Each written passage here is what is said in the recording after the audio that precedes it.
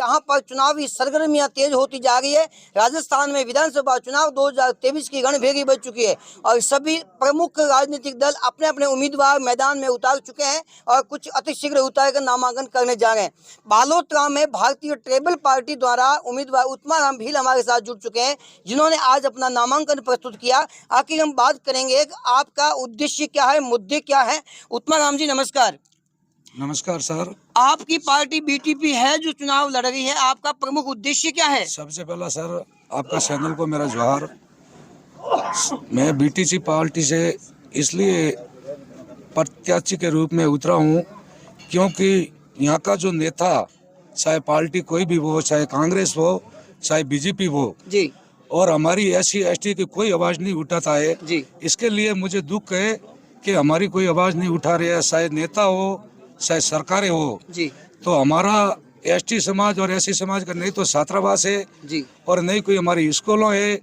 इसके लिए हम इस पार्टी से रण में उतरे हैं क्योंकि हम 36 कौम के लिए SC ST OBC और माइनॉरिटी सभी 36 राजस्थान की प्रमुख जनजातियां भील, मीणा, डामोर, ग्रासिया, सहरिया प्रमुख जनजातियां रही है, लेकिन प्रमुख रूप से राजस्थान की प्रमुख जाति जनजाति भील जनजाति, जिसका रामायण में वर्णन है, महाभारत में वर्णन है और यहाँ तक आजादी की लड़ाई, आजादी का पाठ सिखाने वाले महाराणा प्रताप की लड़ाई में भी गाड़ोलिया लोहार भीलों ने प्रमुख भूमिका निभाई थी। और जब महाराणा प्रताप ने कसम खाई थी कि जब तक मेवाड़ भूमि आजाद नहीं होगी तब तक मैं महलों को छोड़कर जंगलों में रहूंगा और 56 भोजन को छोड़कर कंद फल फूल खाऊंगा, उसके साथ में भीलों ने भी कसम खाई थी। लेकिन महाराणा प्रताप की भूमि आजाद हो गई, भारत देश को आजादी मिल गई, गुलामी, अंग्रेजों की गुलामी से दास्तां से मुक्ति मिल गई। लेकिन आज भी भील जनजाति वहीं की वहीं है, न तो शिक्षा है, न चिकित्सा प्रमुख से मिल पाती है और न रहने को जगह मिल पाती है, न छात्रावास मिल पाता है। बात करेंगे उत्तमाराम जी से कि उत्तमाराम जी पिछले 77 साल देश आजादी हो गए, लेकिन 77 साल में आपकी भील जनजाति उग्र जनजाति नहीं है, कभी आंदोलन नहीं किया, झगड़े नहीं किए, कभी रेल की पटरियां नहीं उखाड़ी, फिर भी आपकी जनजाति को मतलब समूह या राजनीतिक पार्टियां सपोर्ट क्यों नहीं करती, इतना लाभ क्यों नहीं देती?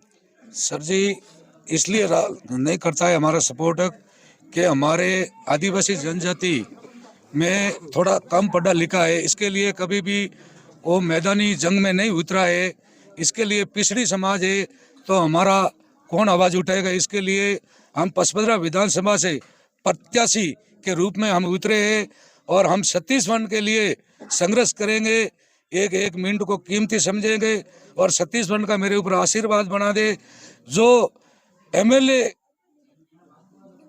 फंड में जो गवर्नमेंट का कोई भी जो प्रावधान है उसके बारे में हम छत्तीसगढ़ के लिए कोई कमी नहीं रखेंगे। उत्तमाराम जी आपके समुदाय को हर बार हर जाति के वोट बैंक के रूप में क्यों देखती है? वोट बैंक वोट ले लेंगे, बस वोट लेने के बाद में 5 साल अपन हाथ जोड़ते हैं उनके आगे, ऐसा क्यों? सर जी इसलिए देखते हैं कि हमारे समाज को क्या है कि शिक्षा की कमी है, इसलिए हमारे को नहीं देखते हैं। उत्तमाराम जी के सामने बड़े बड़े धुरंधर हैं इस विधानसभा के क्षेत्र में, तो उत्तमाराम जी को कितना विश्वास है कि हम जीत जाएंगे? सर मेरे को बिल्कुल तन मन धन से विश्वास है, मुझे आशा और उम्मीद है 36 कौम का, और मैं आशा के साथ कहूँ कि मेरे 36 कौम का आशीर्वाद मेरे साथ बना रहे और मैं आगे बढ़ूंगा। जय जोहार, जय भारत, जय हिंद। हमारे साथ जुड़ चुके हैं कुछ बीटीपी पार्टी और अन्य सामाजिक संगठनों के कार्यकर्ता जो जानकारी लेंगे। आपका नाम और परिचय दीजिए पहले। मेरा नाम देवाराम है और मैं पूर्व BTTS ब्लॉक अध्यक्ष भी रह चुका हूं और उनको सपोर्ट करता है और उनके शाखा का एक छोटी शाखा है। जी जी। अपने राजस्थान में अपने बाड़मेर से बात करें, बाड़मेर प्रमुख जनजातियां कौन कौन सी है? बाड़मेर में प्रमुख जनजाति सबसे ज्यादा भीली है, जिनकी भी क्वांटिटी सबसे ज्यादा है, और दूसरे नंबर आते हैं थोड़े बहुत मीणा है जो निवास रहते हैं, जो सरकारी कर्मचारी लगे हुए हैं वही है। लेकिन भीलों को देश की आजादी के 77 साल बाद तक अब तक न तो आरक्षण का लाभ मिला, न शिक्षा की वो महत्वपूर्ण जानकारी प्राप्त हुई, न सुविधाएं मिल पाई है और दूर दूर ढाणियों में चितराए हुए जो भील बैठे हैं आज भी उसी हिसाब से बैठे हैं जो महाराणा प्रताप के टाइम में जो 1576 हल्दी घाटी के युद्ध से पहले थे।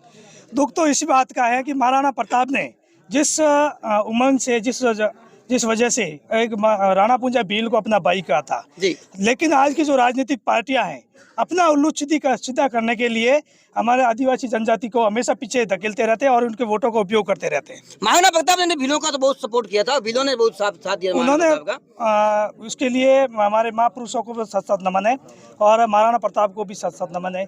उन्होंने हमारे साथ में बहुत अच्छा व्यवहार किया था एक भाई की तरह। लेकिन जो वर्तमान की राजनीतिक सरकारें हैं वो समय समय पर हमारे वोट बैंक का प्रयोग करती रहती है और उनको अपनी बपूती समझती है। वर्तमान परिप्रेक्ष्य में आप राजनेताओं से क्या आप अपेक्षा करेंगे कि हमारे जनजाति के लिए वो कुछ करे?